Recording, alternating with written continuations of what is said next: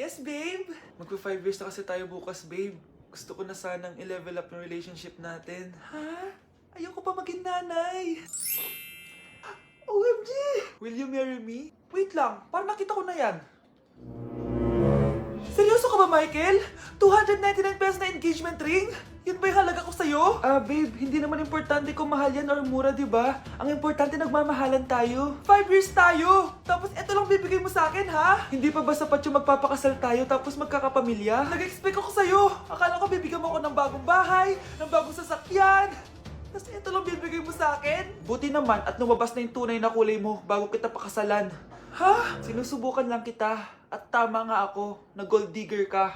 Michael, sayang. Nakahanda na pa naman yung titulo ng mansion na ibibigay ko sa'yo. Pati yung sports car. Michael, sorry. Joke lang yun.